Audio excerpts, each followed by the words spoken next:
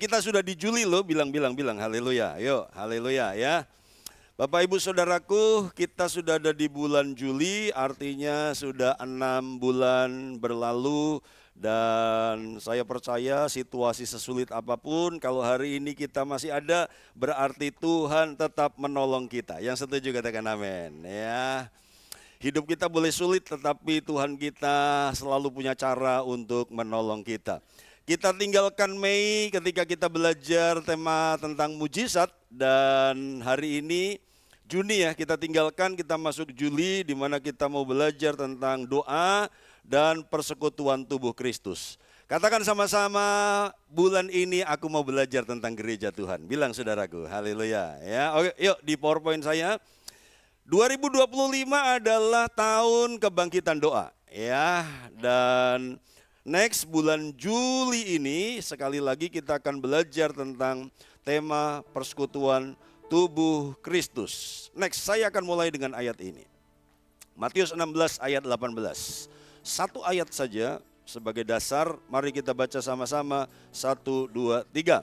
Dan aku pun berkata kepadamu, engkau adalah Petrus, dan di atas batu karang ini aku akan mendirikan jemaatku, dan alam maut tidak akan menguasainya. Saya sudah sering menyampaikan ini dalam OBS, dalam khotbah, tetapi kita mau belajar lagi, mengingat lagi, mengulang lagi kebenaran-kebenaran ini. Dan saya berharap Bapak Ibu Saudara bisa dapat sesuatu yang baru dan aplikasi yang baru untuk setiap kita. Bapak Ibu Saudaraku, dalam ayat ini Tuhan Yesus sedang bermain kata. Jadi Tuhan Yesus itu juga penggiat kata kreatif. Karena kata Petrus itu dibandingkan dengan Petra. Petrus itu Petros dalam bahasa aslinya. Dan kemudian batu karang itu Petra. Jadi Tuhan sedang berkata, aku berkata kepadamu engkau adalah Petros, batu kecil. Dan di atas Petra ini, di atas batu karang, di atas batu karang yang besar, batu karang yang kuat, batu karang yang teguh, aku akan mendirikan jemaatku dan alam maut tidak akan menguasainya. Nah, ayat ini ditafsirkan macam-macam oleh gereja-gereja. Ada gereja yang berkata batu karangnya itu Petrusnya. Sehingga mereka mempercayai Petrus itu adalah segala-galanya di dalam 12 rasul. Itu ada gereja yang percaya seperti itu. Tapi ada gereja yang percaya batu karangnya bukan pribadi Petrusnya. Tapi batu karangnya itu adalah pengakuan Petrus bahwa Yesus adalah Mesias. Ya, karena di ayat sebelumnya Tuhan Yesus berkata, menurut kamu siapakah aku ini? Lalu Petrus berkata, engkau adalah Mesias, anak Allah yang hidup. Dan kemudian Tuhan berkata, engkau Petrus. Engkau itu cuma batu kecil. Di atas batu karang ini, kalau saya lebih setuju gereja yang kedua. Bahwa batu karang itu bukan pribadi Petrusnya. Tapi batu karang itu adalah pengakuan Petrus bahwa Yesus adalah Mesias. Kamu tuh cuma Petrus, kamu tuh cuma batu kecil, kamu tuh lemah, kamu akan menyangkal aku, kamu akan gagal, kamu akan jatuh bangun. Nanti bahkan Petrus sudah dipenuhi Roh Kudus, maka dia masih berselisih dengan Paulus karena di mata Paulus Petrus ini munafik. Petrus ini memang labil. Petrus ini batu kecil dan gak mungkin Tuhan bikin gereja, Tuhan gak mungkin bikin jemaat, fondasinya adalah batu kecil. Tuhan mau bikin gereja, jemaat Tuhan di atas Petra, di atas batu karang yang kuat, yang tidak tergoyahkan. Yang setuju katakan amin, haleluya ya. Jadi Bapak Ibu Saudaraku, aplikasinya apa? Kita ini boleh kecil, kita ini boleh lemah, kita ini boleh Petros, Kita ini boleh tidak berarti, tidak berdaya, hari ini jatuh bangun, masih dalam tahap pemulihan. Tapi ketika kita mengaku bahwa Yesus adalah Mesias, Yesus adalah juru selamat satu-satunya, maka disitulah kekuatan kita. Haleluya ya. Makanya dalam situasi seperti apapun jangan pernah tinggalkan Tuhan. Dalam situasi sesulit apapun tetap akui bahwa Dia adalah Mesias, anak Allah yang hidup. 3 hal kita bisa lihat dari bagian ini. Kita akan lihat kalimat yang pertama, aku akan mendirikan jemaatku. Next yang berikutnya, artinya yang pertama, gereja itu dibangun oleh Yesus. Jadi saya lebih senang pakai kata dibangun. Karena di Alkitab bahasa Inggris dipakai kata build, ya. Jadi bukan didirikan, aku akan mendirikan. Kalau TB tadi kan, aku akan mendirikan. Nanti kalau ada jemaat yang sederhana ditanya, Pak, berarti selama ini gereja duduk, Pak, gitu ya. Selama ini gereja duduk lalu didirikan oleh Yesus. Saya lebih senang memakai kata dibangun. Katakan sama-sama, gereja dibangun oleh Yesus. 1, 2, 3.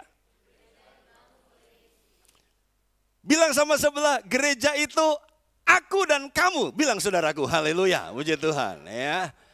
Jadi gereja itu bisa pribadi kita, gereja itu bisa keluarga kita, gereja itu bisa apapun yang ada dalam hidup kita yang diinisiasi oleh Yesus. Gitu ya. Gereja dibangun oleh Yesus. Aku akan mendirikan jemaatku. Dalam TB2, terjemahan baru jilid 2, kata jemaatku itu sudah dipakai kata gerejaku. Aku akan mendirikan, aku akan membangun gerejaku, eklesiaku. Jadi ingat, gereja dibangun oleh Yesus. Apa yang terjadi jika gereja dibangun oleh Yesus? Next. Lihat yang di bawah dulu, yang huruf putih. Jika sesuatu berasal dari Tuhan, Dia yang akan bertanggung jawab. Yuk ucapkan sama-sama, baca sama-sama. 2, 3. Jika sesuatu berasal dari Tuhan, Dia yang akan bertanggung jawab. Makanya karena gereja itu dibangun oleh Yesus, yang ganggu gereja, balas diganggu sama Tuhan. Saulus, dia ditegur oleh Yesus. Saulus, Saulus, mengapakah engkau menganiaya aku? Jadi sekarang kalau ada rumah tangga yang lagi goyah, coba kita tanya lagi, rumah tanggaku dibangun oleh Yesus atau tidak? Mazmur berkata, sia-sialah usaha orang membangunnya kalau bukan Tuhan yang membangun rumah. Mungkin rumah tangga kita diawali oleh Yesus, dibangun oleh Yesus, Pak. Tapi hari ini rasanya saya mulai pegang kendali atas keluarga dan Yesus ternyata tidur di keluarga kami. Saudaraku, sesuatu yang berasal dari Tuhan, maka Dia akan bertanggung jawab. Kalau keluargamu sedang goyah, coba cek lagi. Masih ada Yesus, Yesus masih aktif membangun, Yesus masih aktif pegang kendali atau tidak. Kalau ada usaha yang sedang goyah, coba tanya lagi, usahaku dibangun oleh Yesus atau tidak? Pekerjaanku dibangun oleh Yesus atau tidak? Kalau ada pribadi yang lagi goyah, lemah, ragu-ragu, tidak berdaya, lagi loyo, tanggal muda tapi kok loyo ya, kenapa ya? Kita lihat hidupmu masih mengalami pembangunan dari Yesus atau tidak? Jika sesuatu berasal dari Tuhan, Dia akan bertanggung jawab. Berani ganggu apa yang dibangun Yesus, dia akan berhadapan dengan Yesus langsung. Iya, tadi pagi-pagi saudaraku, Pak Ari langsung kasih cerita. Iya, coba Pak Ari cerita langsung supaya saya cuma di kamar tadi dengar cerita tentang kiriman bunga tadi. Wah, menyenangkan, Pak Ari dapat kiriman bunga. Coba cerita sebentar Pak Ari. Haleluya ya. Ini bunga bank atau bunga kerans bunga atau gimana nih? Coba cerita. Bentar. Oke, cerita. Tadi Shalom, tadi pagi waktu saya datang lebih awal memang karena kebetulan ada tugas. Waktu sampai di depannya tangga gereja saya lihat kok ada satu apa namanya bentuk bentuk hijau gitu kan, kertas yang apa kayak besek gitu, kecil gitu kan. Cuman saya penasaran kok ini ada sesuatu gitu, maksudnya saya melihat ini biasanya dipakai untuk orang-orang sesajen gitu ya. Tapi dia tertelungkup gitu. Benar ketika saya buka ternyata ada bunga gitu. Meskipun saya tidak tahu itu bunga apa, tetapi saya tidak tahu apakah tadi malam masuk ada anak-anak bermain-main di situ gitu. Saya kayaknya tidak mungkin ya. Tapi hanya sudah saya bersihkan dalam nama Yesus. Saya panggil Ita ada sesuatu ini gitu kan. Terus akhirnya saya bersihkan dalam nama Yesus, sudah saya buang gitu. Tapi itulah apa kita nggak tahu siapa yang kirim, tapi mereka kirim ke tempat yang salah katanya Bugem. Ya, ya ini, ya, ya kita punya bunga lebih bagus. Mereka kirim yang apa namanya yang aneh-aneh. Jadi kita tetap jalan dalam nama Yesus, Tuhan yang memberikan dan terus membangun gereja ini. Amin. Haleluya. Oke, jadi rupanya ada kiriman bunga tadi pagi ya, Pak Ari saksinya. Iya. Jadi kalau yang ada di luar sana yang mendengar rekaman YouTube ini yang kirim bunga, sering-seringlah kirim bunga. Haleluya, puji Tuhan ya. Jadi Bapak Ibu Saudaraku, jika sesuatu berasal dari Tuhan, maka dia akan tanggung jawab, Saudaraku. Gak usah takut dikirimi beras kuning, beras putih, beras hijau, gak usah bingung Saudaraku ya. Mau dikirimi bunga apapun Saudaraku, terima dengan sukacita, sebab bunga itu indah Saudaraku ya, haleluya ya. Yang ciptakan bunga itu Tuhan, bukan setan Saudaraku ya. Yang ciptakan bunga mawar itu Tuhan, haleluya ya, puji Tuhan. Jadi bunga mawar di kuburan itu indah Saudaraku ya. Haleluya, karena bunga itu ciptaan Tuhan. Yang jelas seperti apapun hidup kita, saya nggak ngerti ketika siapin khotbah ini. Oh tadi saudaraku saya masih di kamar, Pak Ari langsung cerita dengan suara keras, tapi saya supaya nggak salah paham langsung beliau saya suruh bersaksi ya. Jadi nggak pusing. Saudaraku, usaha kita diganggu, karir kita diganggu, rumah tangga kita diganggu kalau selama kita berkata bahwa Yesus adalah Mesias, anak Allah yang hidup, maka dia yang akan bertanggung jawab. Amin saudaraku, haleluya. Oke, lanjut yang berikutnya, coba, haleluya, puji Tuhan, sebentar. Oke, jadi Saulus ditegur Tuhan tadi ya. Nah lihat Yohanes 10 ayat 28-29.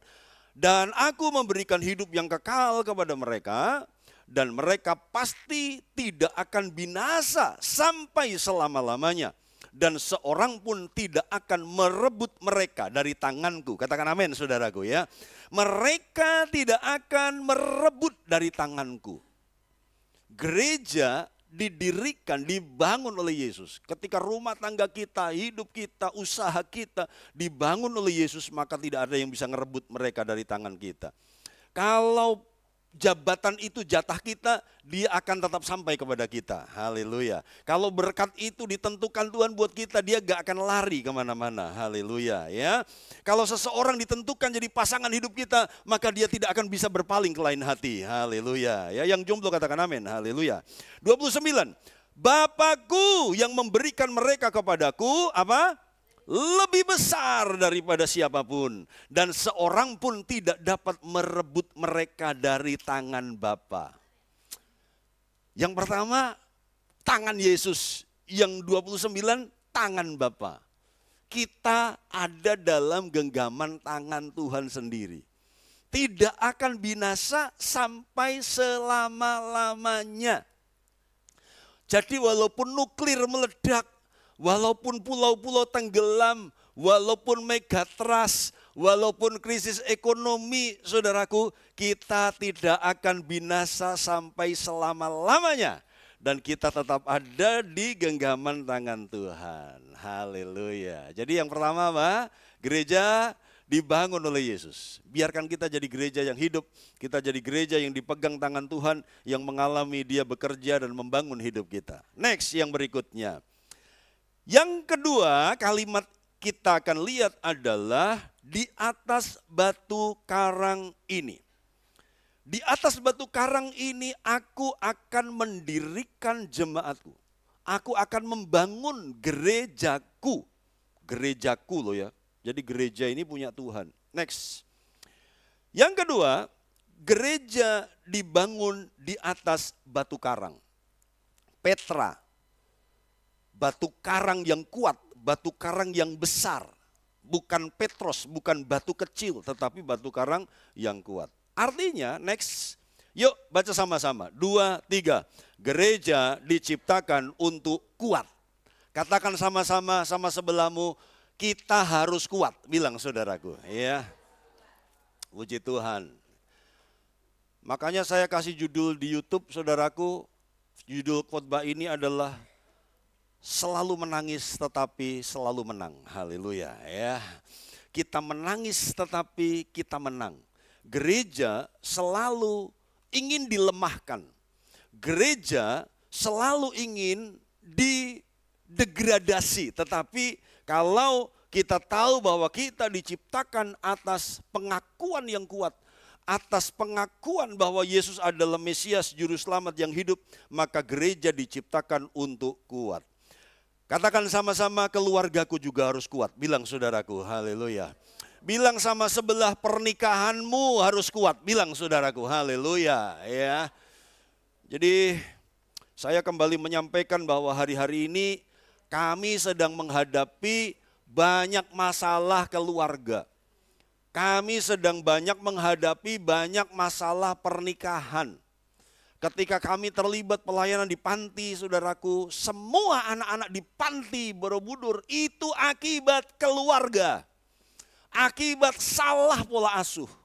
Semua puluhan, hampir seratusan anak ada di panti sana, saudaraku. Dan mereka ada di sana semuanya karena salah asuh. Salah pola asuh. Dan hati-hati untuk keluarga yang masih bersatu, bahagia.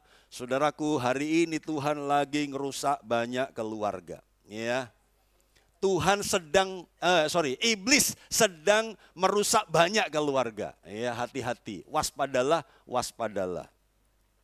Kami sedang melihat banyak kerusakan keluarga. Ingat, gereja diciptakan untuk kuat. Haleluya. Katakan sama-sama, gereja diciptakan untuk kuat. Next, yang berikutnya. Nah, kenapa kuat? Sekali lagi, ini ayatnya bahwa batu karangnya itu bukan pribadi Petrusnya. Petrus itu lemah. Sebenarnya kalau dalam kajian, saudaraku, Petrus itu juga bukan segala-galanya dalam kerasulan. Memang dia orang yang paling inisiatif, ya. Dia orang yang paling menonjol, tetapi dia bukan segala-galanya. Tidak pernah dikatakan dia ketua para rasul juga enggak. Jadi bukan pribadi Petrusnya. Tetapi saya lebih setuju bahwa batu karangnya itu adalah pengakuan dari Petrus bahwa Yesus adalah anak Allah dan kemudian dia pribadi Allah yang hidup. Ya, itu batu karangnya. Itu yang membuat kuat. Oke. Next, yang ketiga. Kita akan melihat kalimat dan alam maut tidak akan menguasainya. Apa maksudnya? Mari kita perbandingkan terjemahan ini dengan beberapa terjemahan. Alam maut tidak akan menguasai. Next. Oke, mari lihat. Versi AYT. Gerbang-gerbang Hades tidak akan menguasainya. Jadi gereja tidak akan pernah dikuasai oleh gerbang Hades. Bukan cuma satu gerbang, gerbang-gerbang Hades. Saudaraku, ya.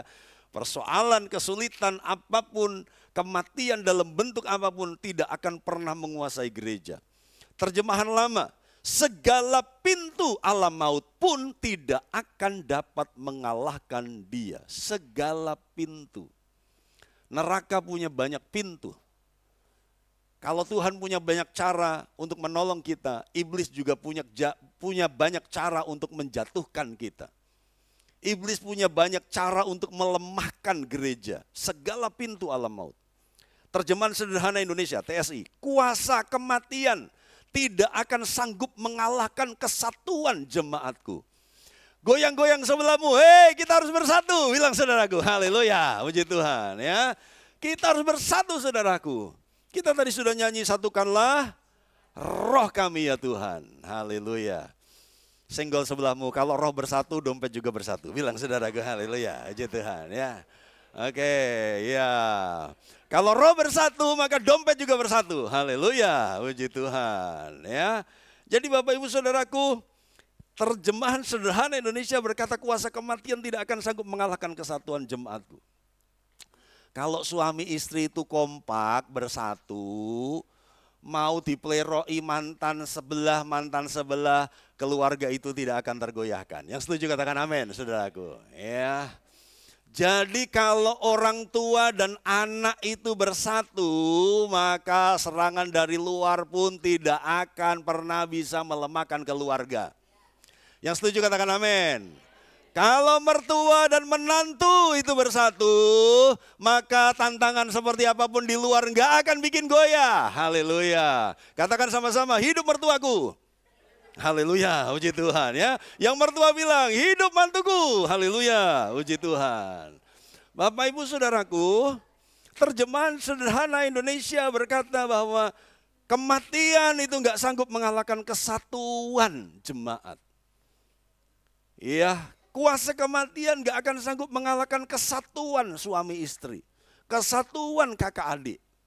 Jangan hanya karena warisan, jangan hanya karena harta, uang yang sedikit jadi ribut, saudaraku. Kalau kita bersatu, maka gak ada yang bisa mengalahkan. Wih, keren ya. Versi MILT, gerbang-gerbang alam maut tidak akan kuat menahannya. Wow, kita adalah the breakthrough generation ya, tidak akan kuat menahannya. Gerbang-gerbang alam maut tidak akan kuat menahannya. AVB, Alkitab versi Borneo, alam maut pun tidak dapat merobohkannya. TMV, bahkan maut pun tidak dapat memusnahkannya. Kemudian lihat terjemahan bahasa Inggris, ada beberapa yang saya sampaikan di bawah. Jadi Bapak Ibu Saudaraku, kita lihat bahwa Tuhan menjadikan gereja itu tidak bisa dikuasai kematian, kekalahan, saudaraku.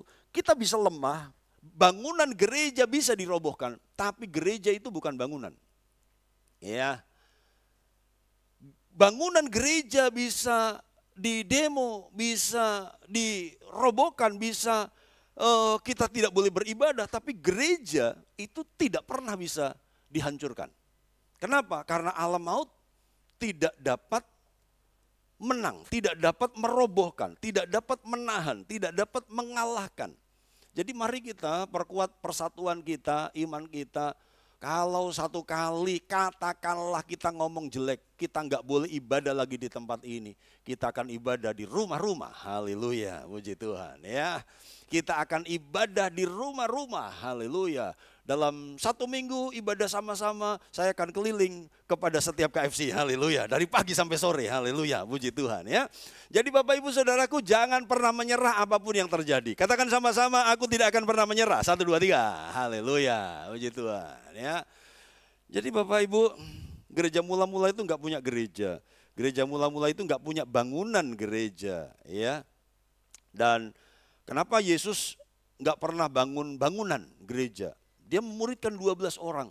Tapi dari 12 orang ini dia menjungkir balikkan dunia. Membalikkan sejarah. Membuat sesuatu yang dahsyat. Ya. Dan karena itu siap-siap tahun depan kalau jadi, kalau Tuhan kehendaki kita melayani di GOR lagi, saudaraku, 15.000 orang katanya, kata panitia. Tapi nantikan setia yang melayani akan ada di panggung yang besar itu ya, dalam anugerah Tuhan untuk kemuliaan Tuhan. Next yang berikutnya. Nah, yang ketiga, ketika alam maut tidak bisa menguasai, tidak bisa mengalahkan, artinya gereja diciptakan untuk kekal. 1, 2, 3.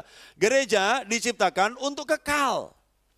Kita ini bukan diciptakan hanya untuk 1-2 hari seperti rumput. Kita tidak diciptakan seperti binatang yang hidup mati hilang. Jadi jangan pernah percaya anjing kita ada di sorga, jangan pernah percaya kucing kita ada di gereja, binatang kesayangan kita mati ada di sorga. Jangan percaya itu, ya. Yang ada di sorga dalam kekekalan adalah gereja. Katakan sama-sama, gereja ada di dunia, gereja ada di sorga. 1, 2, 3. Oke? Kita diciptakan untuk kekal, alam maut tidak bisa menguasainya. Artinya saudaraku, dari ayat itu maka kita harus tahu bahwa alam maut selalu mencoba menguasai. Alam maut selalu mencoba mengalahkan. alam maut nggak pernah lelah untuk terus menjatuhkan dan melemahkan gereja Tuhan. Ingat sekali lagi, alam maut tidak akan menguasainya. Ketika Yesus ngomong begitu, indikasinya adalah akan ada usaha-usaha dari alam maut untuk terus melemahkan, menjatuhkan, menggagalkan kita. Tapi ingat, kita diciptakan untuk ada di kekekalan. Next, saya akan bawa ke sini. Bapak Ibu lihat, ketika Tuhan menjadikan manusia, Tuhan itu menciptakannya menurut gambar dan rupa kita, rupa Allah, supaya manusia berkuasa. Jadi manusia diciptakan untuk menjadi pribadi yang kuat. Ini awal ribuan tahun yang lalu. Ya. Manusia diciptakan untuk berkuasa, diciptakan seturut gambar dan rupa Allah supaya dia berkuasa, supaya dia menang. Jadi jangan terus-terusan menangis. Kalau hari ini ada yang sedang menangis, ada yang sedang susah, bangkitkan imanmu, perkatakan iman, ikut doa profetik supaya kalian lebih kuat, saudaraku. Ikut doa. Bapak Ibu kalau nggak bisa ibadah minggu pagi, bisa ibadah minggu sore. Nggak bisa ibadah minggu pagi, minggu sore, ada doa. Nggak bisa ibadah doa, ada KFC. Ada banyak menu yang kita siapkan untuk kita tetap jadi kuat dan berkuasa atas setiap persoalan-persoalan hidup kita. Nah, apa yang terjadi ketika manusia itu diciptakan sebagai pribadi yang kuat? Next, lihat. Lihat perbandingan antara keluarga dinosaurus, saudaraku, karena banyak spesiesnya, banyak macam-macamnya, dengan manusia. Kesimpulan apa yang kita bisa ambil dari perbandingan ini? Ternyata dinosaurus itu gede banget ya. Rupanya kalau dia mau nelan manusia, dia bisa telan berapa orang manusia itu, ya, besar sekali.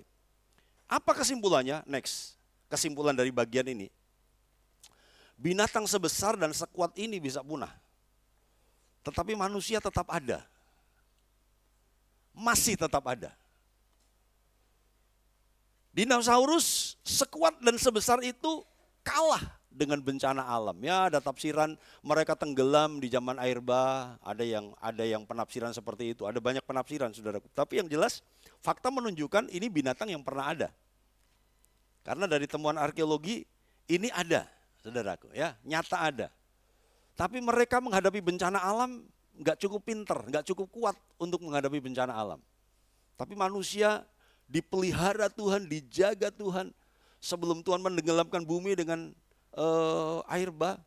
Nah pertanyaannya, Pak, kenapa dinosaurus gak dimuat di bahteranya Nuh? Nanti tanya sama Nuh, haleluya, puji Tuhan ya. Itu hanya salah satu teori, saudaraku ya. Itu hanya salah satu teori ya. Kenapa dia tidak dimasukkan di bahteranya Nuh? Salah satu teori dia habis ketika air bah gitu. Ya pertanyaannya kenapa? Ya kalau saya sih disuruh milih, mendingan dinosaurus yang dimasukkan daripada nyamuk, saudaraku ya. Haleluya, puji Tuhan ya. Saya tuh paling jengkel sama binatang yang namanya nyamuk, saudaraku ya. Itu binatang yang paling jadi musuh saya. Ya, silakan ambil darah tapi jangan gatal gitu. Itu saja, saudaraku ya. Saya bukan tidak rela menyumbangkan darah, saya cuma jengkel gatalnya itu loh, saudaraku ya. Dan ganggu saat tidur. Nah itu, saudaraku ya. Jadi silakan ambil darah tapi nggak usah beri beni waktu tidur dan nggak usah bikin gatal, itu saja ya. Tapi di sisi lain saya bersyukur karena dia minum darah. Sebab kalau dia minum Pertalite, maka ketika ke telinga saya dia akan wang wang wang wang wang wang wang wang wang wang gitu ya, saudaraku ya. Dia masih nging karena dia minum darah ya. Oke. Minum atau makan? Saya nggak tahu, saudaraku ya. Oke. Jadi Bapak Ibu saudaraku, binatang sebesar dan sekuat ini bisa punah. Tetapi manusia masih tetap ada dalam pemeliharaan Tuhan. Kenapa? Karena manusia dibangun oleh Tuhan. Manusia itu diciptakan oleh Tuhan. Apa yang Tuhan ciptakan dia akan bertanggung jawab. Saya mau tanya, kalau secara fisik, hitung-hitungan, kuat mana manusia dengan alam? Kuat alam, saudaraku. Kita ini gak berkuasa nahan kekuatan alam. Gak bisa. Tapi satu kali alam akan hancur dan manusia tetap ada. Dalam kekekalan. Manusia tetap ada dalam kekekalan. Ya karena itu, saudaraku, isu bencana dunia ini sudah semakin santer, semakin banyak kita dengar di media-media. Ya, yang perang nuklir lah, yang gempa bumi, yang megatrust, yang tabrakan planet, meteor, wah segala macam saudaraku. Sekarang saudaraku, tanah jeglong gitu saudaraku, sering sekali kan, dulu nggak pernah kan. Kenapa? Buminya udah keropos saudaraku, buminya itu sudah disedot terus. Di Palu kapan hari likuifaksi saudaraku, dalam sekejap satu area hilang. Karena digulung itu tanahnya bisa berbalik begitu dan tiba-tiba lenyap dalam sekejap. Saudaraku, alam akan lenyap, alam akan habis, alam akan hancur. Tetapi manusia akan tetap ada. Dan Alkitab berkata buat orang yang percaya, kita tidak akan binasa selama-lamanya. Katakan amin saudaraku, haleluya, puji Tuhan. Nah next yang berikutnya. Apa ini? Ini adalah beberapa di antara kaisar Roma yang sangat kuat. Beberapa kaisar Roma, kekaisaran Roma yang sangat dominan. Kerajaan Roma adalah kerajaan yang kuat di masa lalu. Ya. Kerajaan Roma adalah kerajaan yang mendunia. Jadi di masa lalu ada banyak kerajaan besar, di masa lalu ada banyak kekuatan besar termasuk Roma. Next yang berikutnya. Lebih modern lagi, kita ketemu saudaraku orang-orang. Ya Salomo mundur, bukan modern, ya Salomo di masa lalu. Tetapi kemudian beranjak lagi, kita ketemu orang-orang yang hebat. Orang-orang yang hebat, pemimpin-pemimpin kekaisaran, pemimpin-pemimpin kerajaan, raja-raja, kekuatan militer yang luar biasa, yang kuat di dunia ini. Tapi kesimpulannya apa dari situ? Next. Lihat. Tidak ada pemimpin, kerajaan, negara, perusahaan terkuat dan terhebat yang bisa bertahan ribuan tahun. Bersyukurlah kalau engkau hari ini masih kerja di satu perusahaan. Tapi saya jamin perusahaanmu tidak akan mencapai umur ribuan tahun. Dan hari ini lihat perusahaan-perusahaan yang top di masa lalu, habis. Mau cari sepatu bata lagi saudaraku? Tidak ada. Tinggal batu bata saudaraku ya, haleluya. Sekarang mau cari lagi sepatu bata, dulu kan ngetop kalau sudah pakai sepatu bata gitu, wah topnya saudaraku luar biasa. Ya, zaman dulu. Sekarang nggak ada. Iya. Perusahaan-perusahaan raksasa di Amerika hancur. Haleluya. Musim selalu berganti dan tidak pernah ada perusahaan sebesar apapun yang bisa bertahan ribuan tahun. Tidak ada pemimpin sehebat apapun. Loh Pak Salomo itu kan besar. Salomo mati, kerajaan pecah dua. Salomo mati, kerajaan ribut, kerajaan Israel ribut. Betul, Salomo kerajaan besar. Israel sekarang bukan mencerminkan Israel di masa Daud. Ya makanya mereka masih ngimpi bintang Daud. Ingin kepada kejayaan Daud. Israel hari ini boleh kuat, tapi Alkitab berkata Israel akan dikalahkan satu kali. Untuk membuat Israel tobat adalah hanya mereka dikalahkan. Jadi kalau yang posting-posting di grup saudaraku AFC, saudaraku oke lah hari ini Israel masih jagoan. Tapi akan ada saatnya Israel keok. Akan ada saatnya, Alkitab sudah mencatat. Ya. Jadi jangan terlalu bangga, kita ini sebenarnya ya itu akar kita, mereka akar kita. Tapi nggak usah terlalu membela mereka juga saudara, karena mereka tetap akan dihancurkan. Kita boleh berkata Amerika hari ini kuat saudaraku, Amerika diambang kehancuran saudaraku ya. Kita boleh bilang Cina kuat saudaraku, lihat saja ke depan apa yang Tuhan akan kerjakan dengan Cina. Bapak ibu saudaraku, tidak ada pemimpin, tidak ada kerajaan, tidak ada negara, tidak ada perusahaan terkuat dan terhebat yang bisa bertahan ribuan tahun. Next. Baca sama-sama 2-3. Tetapi gereja akan tetap ada. Tadi malam saya share kepada para pendoa. Bapak ibu saudaraku juga boleh datang doa Sabtu ya. Kalau Bapak ibu rindu berdoa silakan datang doa Sabtu. Jadi doa Sabtu bukan doa pelayan.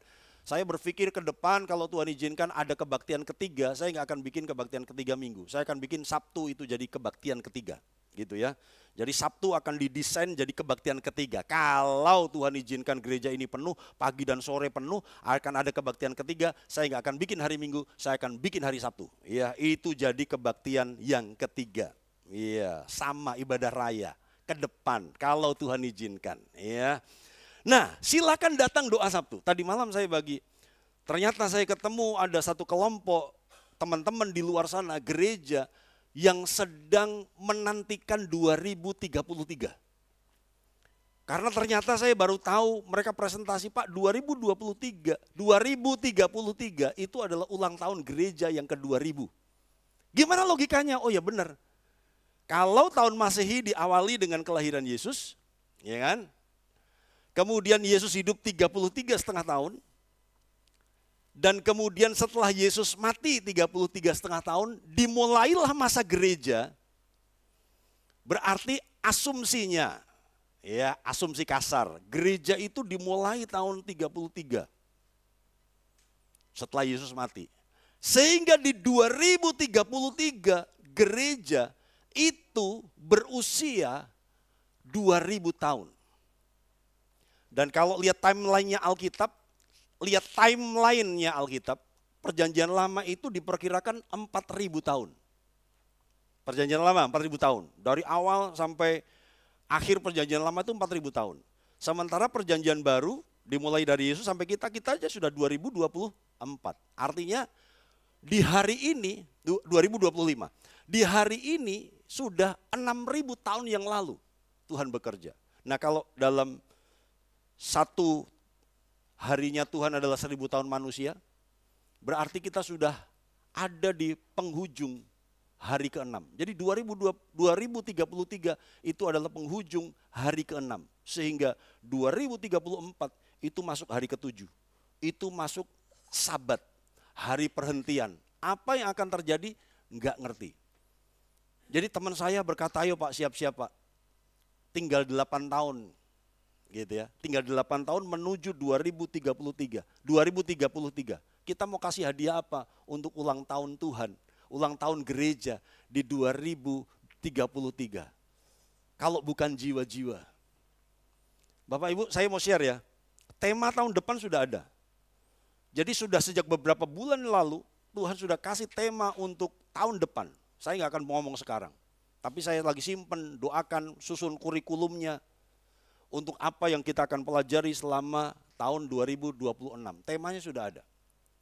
Dan rupanya itu mengarah kepada apa yang disampaikan oleh teman-teman saya kemarin, saudaraku. 2033 Pak, itu ulang tahun gereja yang ke-2000, itu akhir, ujung dari hari ke-6. Dan kita akan masuk hari yang ke-7. Dan lihat prediksi para pakar apa yang akan terjadi di 2030, saudaraku. Nanti lihat di media. Kesulitan terjadi, bencana alam, bla bla bla bla bla, perang terjadi, itu prediksi mereka yang di luar Tuhan. Ya kita compare aja, kita gabungan, kita siap-siap. Gimana kalau ternyata di 2033 enggak terjadi apa-apa? Ya enggak masalah. Kita ini kan latihan disiplin, saudaraku ya. Latihan disiplin membangun habit kebiasaan rohani, memperkuat diri. Kalau enggak terjadi apa-apa, ya enggak masalah. Karena kita mau lakukan yang maksimal untuk Tuhan. Gereja harus tetap kuat, gereja harus tetap ada. Bilang sama sebelah, siap-siap 8 tahun lagi. Haleluya, puji Tuhan ya. Kita masih ada atau tidak 8 tahun ke depan, saudaraku, mari kita siap-siap perkuat hidupmu. Ya. Perkuat imanmu. Ada yang usul, Pak, doa Rabu itu sudah perlu dipikirkan lagi loh Pak. Wah, karena yang duduk di lantai itu pegel-pegel Pak. Haleluya ya. Dan Bugem berkata, kalau sudah datang 50 orang pendoa baru kita naik ke atas. Haleluya. Jadi tugas para pendoa yang sudah rajin datang doa profetik, berdoa ada 50 pendoa karena itu angka yang dikasih Tuhan untuk Bugem. Tercapai apa enggak? Enggak tahu saudaraku ya. Tercapai ya? Oke, tercapai. Kalau sudah 50 orang yang datang berdoa hari Rabu, baru kita naik ke atas. Haleluya ya. Puji Tuhan. Gereja mula-mula 3.000 orang bertobat, mereka dibaptis saudaraku, mereka doa juga pegel-pegel saudaraku, haleluya. Mereka berdoa dan gemerobios, Pak ruangan di bawah itu panas Pak. Doanya iya kita belajar seperti gereja mula-mula, haleluya. Yang gak enak sek-sekan tapi kita mau satukan hati, kita mau satukan api dan biarkan kita ngerti bahwa gereja akan tetap ada. Situasi nggak akan semakin baik saudaraku, dan jangan berpikir Indonesia tidak baik-baik saja, itu hanya Indonesia, global. Global. Kita boleh berkata Tuhan pelihara, iya, tapi efek dari kesulitan global tetap ada gereja, tetap menjamah dan tetap berpengaruh kepada gereja Tuhan. Ketika terjadi kelaparan, di Kejadian keluarga Yakub juga susah kan? Yakub ini kan orang pilihan Tuhan. Yakub ini kan keluarga cikal bakal Israel. Tapi ketika terjadi kelaparan, mereka lapar juga. Mereka cari beras. Saudaraku ke Mesir, cari gandum ke Mesir. Untung Yusuf sudah di sana. Tapi intinya yang saya mau sampaikan, kesulitan global itu juga akan berimbas kepada gereja Tuhan. Nah kita kuat enggak ngadepin itu? Kalau kita enggak dekat dengan Tuhan, kalau kita nggak bersatu, saudaraku, kalau kita nggak saling topang, kita nggak bisa sendiri. Ya, ayo, sungguh-sungguh kita sedang menantikan masa yang indah. Ya, oke, amin firman Tuhan. Yuk nyanyi masa penantian. Yuk, haleluya ya. Coba disiapkan filenya, lagunya masa penantian, masa yang indah. Kita belajar sama-sama ya. Kalau pelayan sudah tahu lagu ini, tapi kita akan belajar pujian ini. Haleluya.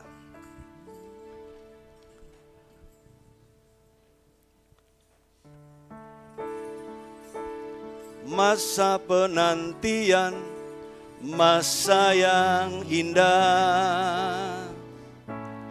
Walau tak mudah, namun ku akan bersabar.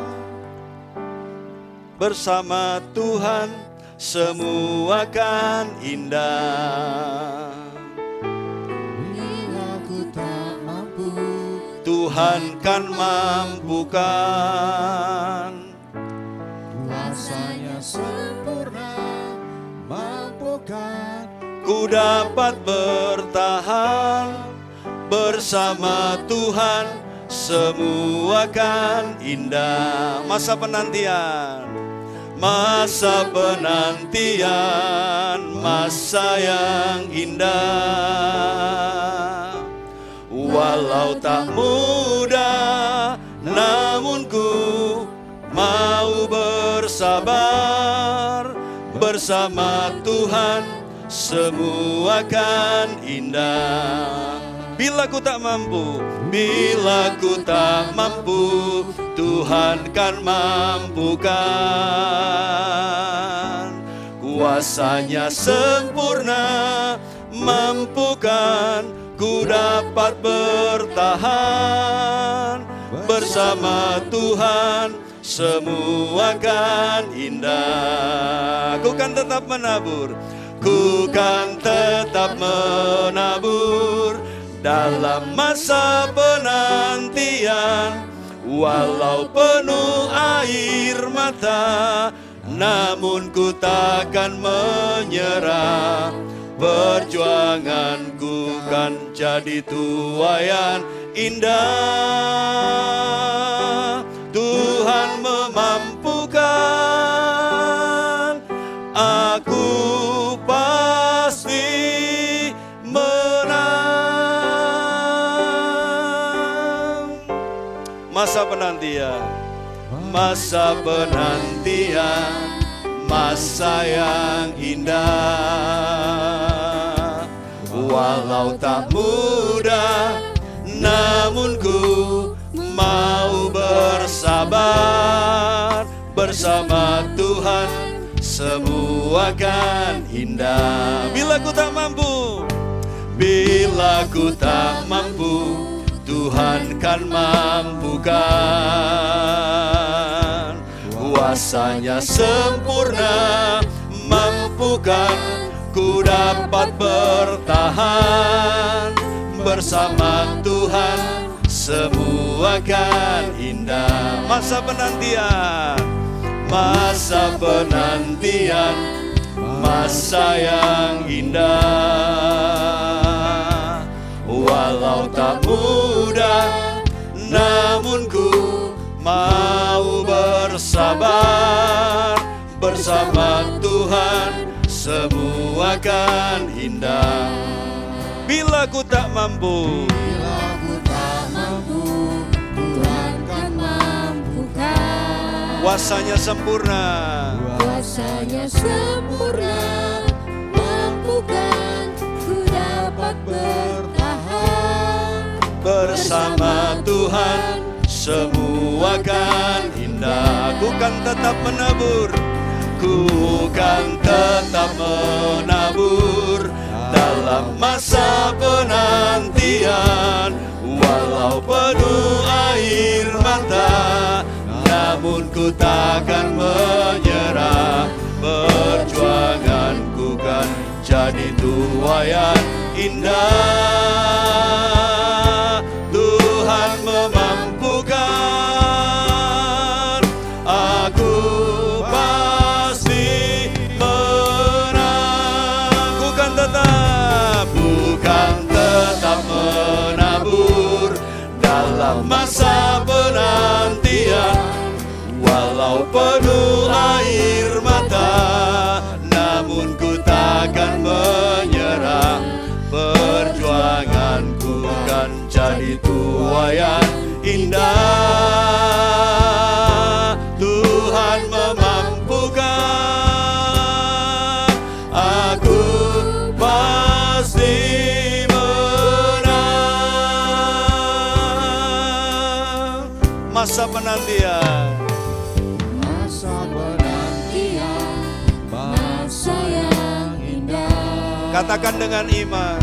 Walau tak mudah, Namun ku mau bersabar. Bersama Tuhan semua kan indah. Yang tidak mampu, biar Tuhan mampukan. Tuhan kan mampukan.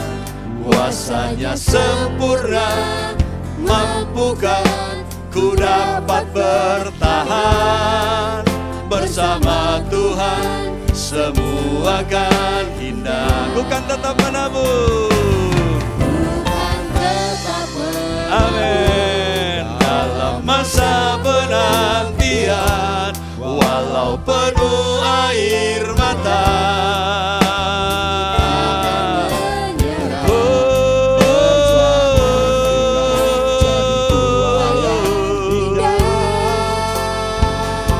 Tuhan memampukan,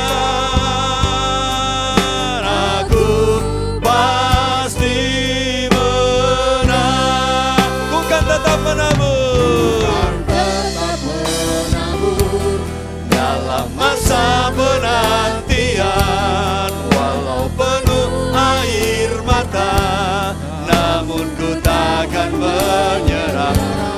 Perjuanganku kan jadi tuaian indah.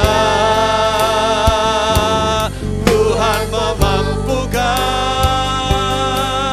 aku pasti menang.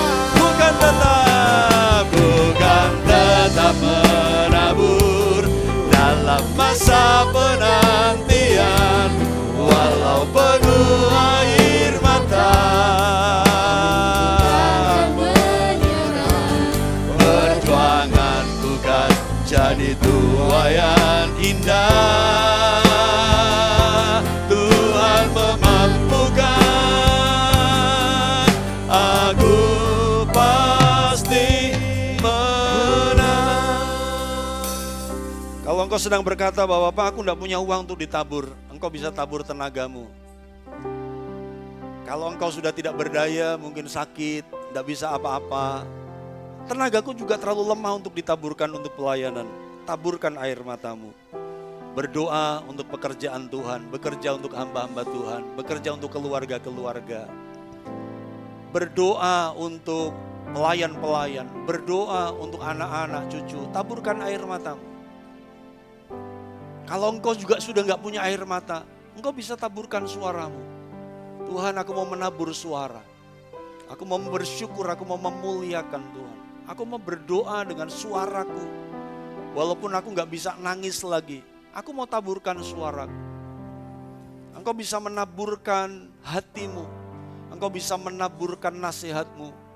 Ada di tempat ini orang-orang yang sedang merasa lelah menasihati. Engkau merasa lelah untuk berbicara, menyampaikan nasihat. Mungkin kepada pasangan, mungkin kepada anak-anak.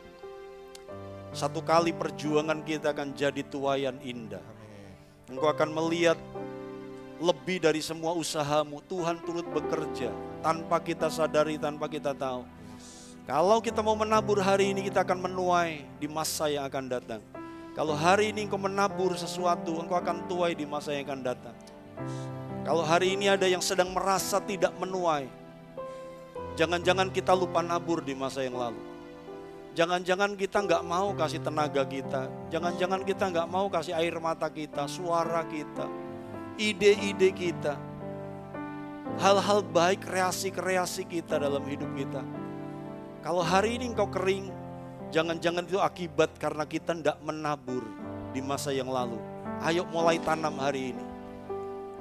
Uangmu, waktumu, tenagamu, idemu, jiwamu, air matamu, suaramu. Tuhan mau apa yang ada padamu taburkan. Gereja Tuhan butuh itu semua. Gereja Tuhan membutuhkan setiap apa yang ada padamu. Karena engkau diciptakan untuk kuat. Engkau diciptakan untuk ada di kekekalan. Engkau ditolong, dijaga, diberikan hal-hal yang dahsyat. Tuhan bertanggung jawab atas hidupmu. Di tempat dudukmu, tetap sembah Tuhan. Mari pelayan perjalanan maju ke depan. Masa penantian. Masa penantian, masa yang indah. Walau tak mudah, namun ku mau bersabar. Bersama Tuhan semua kan indah. Bila ku tak mampu, Tuhan kan mampukan. Kuasanya sempurna, mampukan ku dapat bertahan. Bersama Tuhan semua kan indah. Masa penantian, masa penantian, masa yang indah. Walau tak mudah, namun ku mau bersabar. Bersama Tuhan semua kan indah. Kami jujur kadang-kadang tidak mampu Tuhan. tak mampu Tuhan, Mampukan kami ya kuasanya Tuhan. sempurna, mampukan ku dapat bertahan. Bersama Tuhan semua kan indah. Mari kita berdiri bersama-sama. Ku kan tetap menabur dalam masa penantian. Walau penuh air mata, namun ku takkan menyerah. Perjuangan bukan jadi tuaian indah. Tuhan memampukan, aku pasti menang. Ku kan tetap dalam masa penantian. Walau penuh air mata, namun ku takkan menyerah.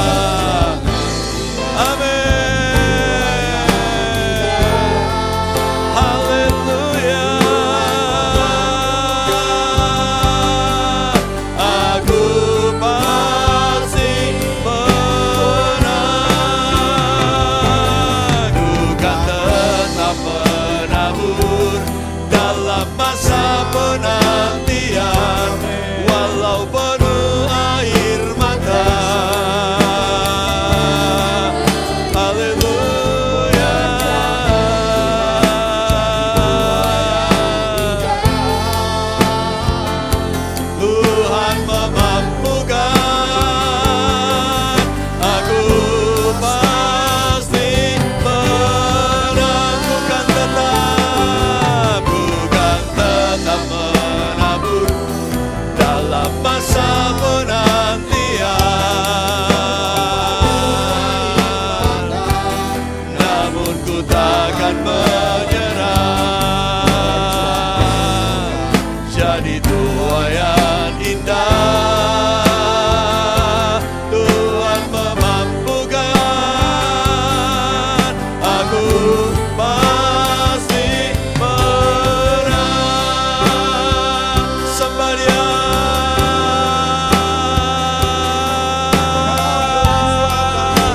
Kami menangis, tetapi kami menang.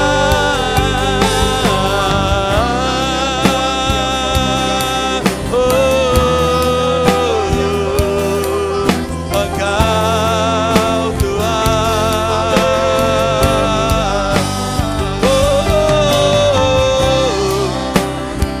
Haleluya.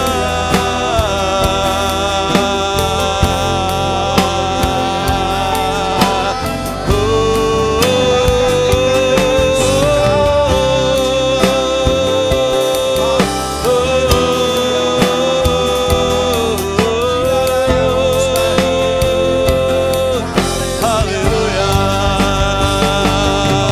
Engkau baik, Engkau baik, Engkau dahsyat.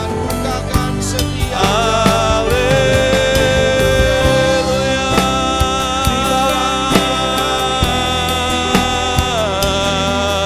Haleluya. Haleluya.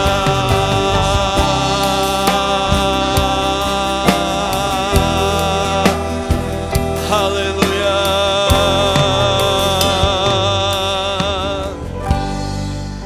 Kami akan terima tubuh dan darah-Mu.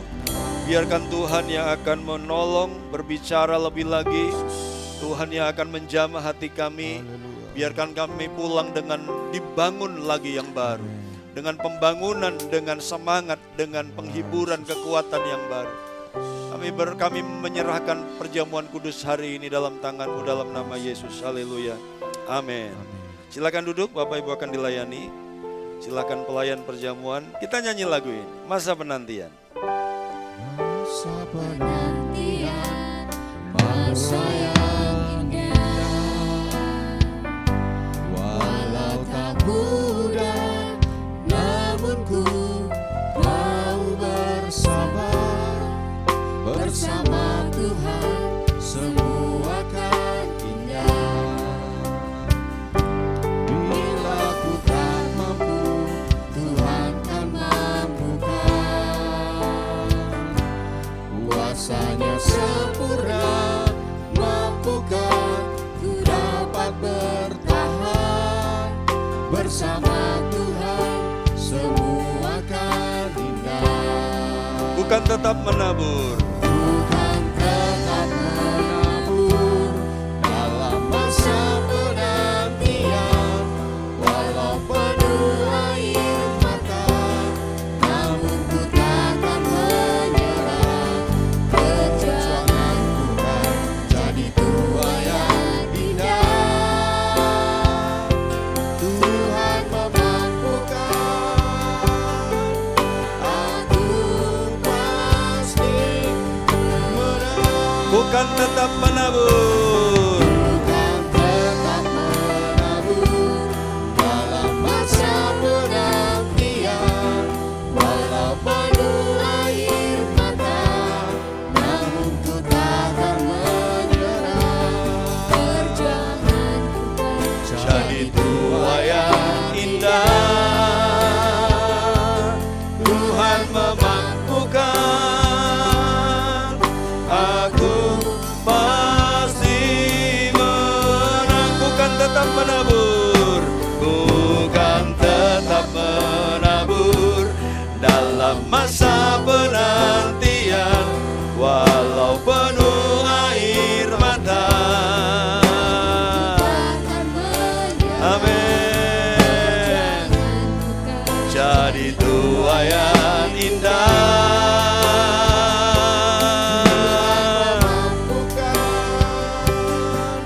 Aku pasti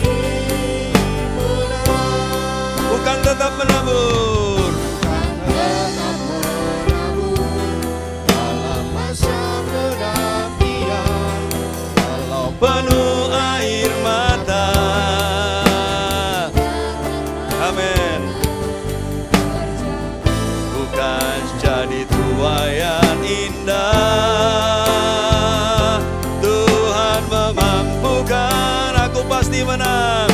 Aku pasti menang. Nyanyikan dengan iman, bukan tetap menabur. Yeah. Dalam masa penantian, air mata.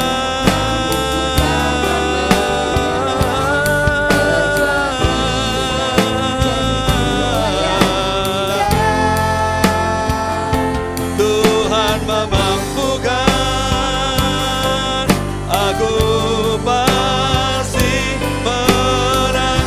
Kami mau belajar menabur, bukan tetap menabur. Dalam masa penantian, walau penuh air mata. Amin. Jadi tuayan indah, Tuhan memampukan, aku pasti menang. Mari kita berdiri bersama-sama. Mazmur berkata, orang yang berjalan maju dengan menangis sambil menaburkan benih, dia akan pulang membawa berkas-berkasnya. Orang yang berjalan maju sambil menaburkan benih, dia akan pulang dengan sorak-sorai. Bapak Ibu Saudaraku, kadang-kadang ketika kita menabur, bukan dalam kondisi yang baik-baik saja, bukan dalam kondisi yang enak-enak saja. Kadang-kadang ketika kita melayani, kita sedang dalam situasi yang tidak baik-baik saja. Tapi mari berikan semuanya untuk Tuhan. Mari percaya bahwa taburan kita nggak pernah sia-sia. Orang yang berjalan maju sambil menaburkan benih, dia akan pulang dengan sorak-sorai. Dia akan pulang membawa berkas-berkasnya. Mari taburkan tenagamu, taburkan air matamu untuk gereja Tuhan. Sebab gereja Tuhan butuh doamu, butuh tenagamu, butuh keringatmu. Saya percaya semua kita punya keringat. Taburkan itu untuk pekerjaan Tuhan. Saya percaya setiap kita punya suara, punya hati. Mari taburkan itu untuk pekerjaan Tuhan. Kasih gereja Tuhan, lengkapi apa yang kurang, dan bantu apa yang perlu dibantu. Mari angkat roti di tangan kanan kita. Alkitab berkata, Yohanes 12:24, aku berkata kepadamu, sesungguhnya jikalau biji gandum tidak jatuh ke dalam tanah dan mati, ia tetap satu biji saja. Tetapi jika ia mati, ia akan menghasilkan banyak buah. Yesus menggambarkan tubuhnya seperti biji gandum yang harus ditaburkan, yang harus mati di tanah, dan itu akan menghasilkan banyak buah. Kebenarannya adalah kita pegang tubuh Kristus dan Yesus menaburkan tubuhnya sendiri.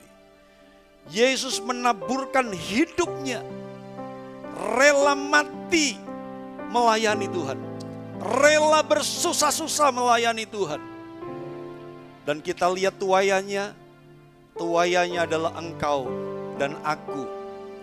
Hari ini kita jadi gereja Tuhan karena ada satu pribadi yang menaburkan nyawanya. Sebab pada malam sebelum ia diserahkan, ia mengambil roti, memecah-mecahkannya dan memberikannya kepada murid-muridnya dan berkata, makanlah, inilah tubuhku.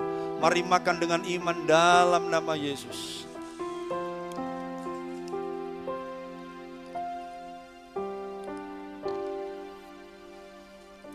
Haleluya. Seperti tubuh yang dipecah-pecahkan, biarkan kami siap dipecahkan. Pecahkan ego kami, pecahkan keangkuhan, kesombongan, kemalasan. Pecahkan harga diri kami Tuhan. Kalau itu mau supaya Engkau dipermuliakan. Pecahkan apa yang perlu Engkau pecahkan. Rombak apa yang perlu Engkau rombak Tuhan. Biarkan kami tahu bahwa kami diciptakan untuk kekekalan. Dan kami sedang gladi bersih untuk kami memasuki kekekalan nanti Tuhan. Kami sedang gladi bersih, kami sedang latihan. Kami sedang bersusah-susah membangun disiplin rohani. Kami mau setia beribadah, setia berdoa, setia melakukan firman-Mu Tuhan. Mari angkat cawan anggur darah Yesus dengan tangan kanan kita.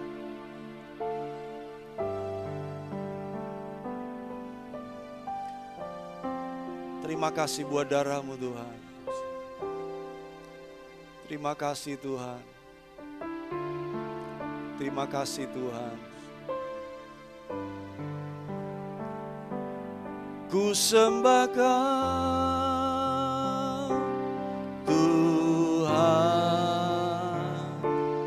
Ku sembah Kau Tuhan. Ku serahkan hidupku kepadamu untuk kemuliaan nama-Mu. untuk kemuliaan nama-Mu. Ku sembah Kau, ku sembah Kau Tuhan. Ku sembah Kau Tuhan. Ku serahkan hidupku kepadamu untuk kemuliaan nama-Mu Tuhan. untuk kemuliaan nama-Mu. Semua yang melayani di gereja ini nyanyi, ku sembah Kau Tuhan. Pelayanan-Mu tidak akan pernah sia-sia. Pelayanan-Mu tidak akan pernah sia-sia. Ku serahkan hidupku kepadamu Untuk kemuliaan untuk kemuliaan nama-Mu. yang mau melayani Tuhan, nyanyikan, ku sembah Kau Tuhan.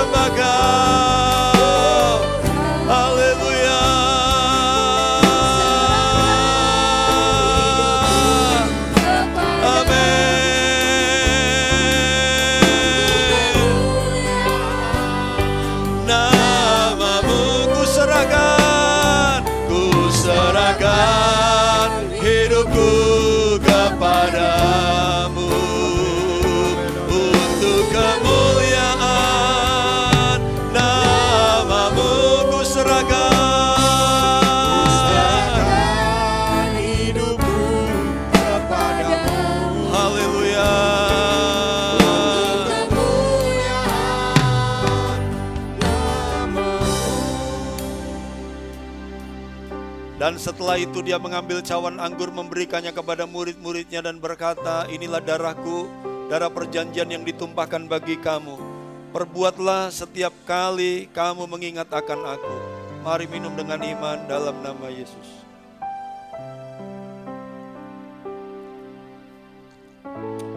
Biarkan ketika ada orang yang mengganggu rumah tanggamu, maka Tuhan yang akan berhadapan, jangan ganggu rumah tangga anak-anakku. Karena rumah tangga kita dibangun oleh Yesus. Ketika ada seorang yang mengganggu karir kita, engkau ingin dijatuhkan, engkau ingin dijegal, biarkan Tuhan yang berhadapan dengannya dan dia berkata, jangan ganggu jabatanku. Aku sudah taruh dia di jabatan itu. Kalau ada seorang yang mengganggu bisnismu, merancang dengan segala macam cara menjatuhkan bisnismu, biarkan Tuhan yang pegang kendali dan berkata, jangan ganggu bisnisku.